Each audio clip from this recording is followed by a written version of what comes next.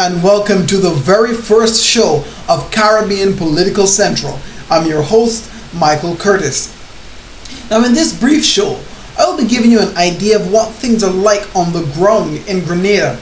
As you know, recently the Prime Minister, the Right Honourable Keith Mitchell, called elections in that country. And since then, things have been quite heated up. The new National Party, the ruling government, the government actually, is seeking a fourth term in office, but we've seen evidence that questions whether territories within the region are willing to give a government 4 terms in office. For example, in Barbados, the then ruling Barbados Labour Party was seeking a 4th term of office under the Right Honourable Owen Arthur, but they were given the boot in a landslide victory by the Democratic Labour Party, gaining 20 of the 30 seats in the House of Parliament. But the question has been asked, why did the Barbados Labour Party, after all that they would have done for the country since 1994, would be given the boot by Barbadians? Some theories say that people wanted a new prime minister. Other theories say that people were sick and tired of the government, the speculation about corruption, etc., etc., etc.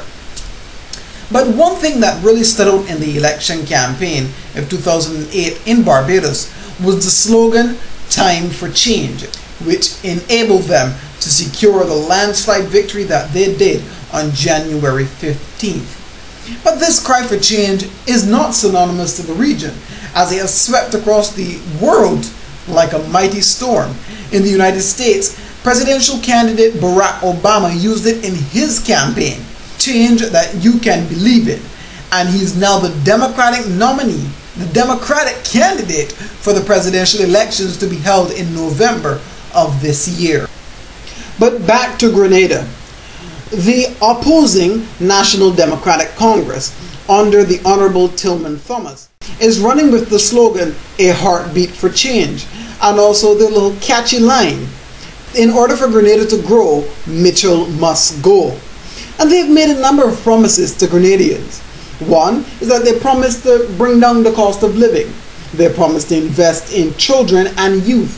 They promised to give better health care, to revive the agricultural industry, and to place more emphasis on culture. On the other hand, the ruling New National Party is reminding Grenadians of the progress and growth that they would have seen over the years, especially during the 2 worst years in Grenada, 2001 and 2004. 2001 immediately after the events of September 11th, which threatened their tourism industry, and 2004 when Hurricane Ivan ripped through the country, tearing it to pieces.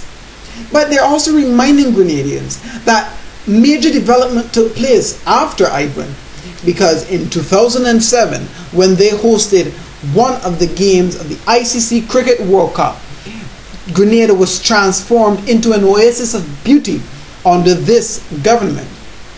15 seats are up in the House of Assembly of Grenada, but there are 30 candidates who have come forward.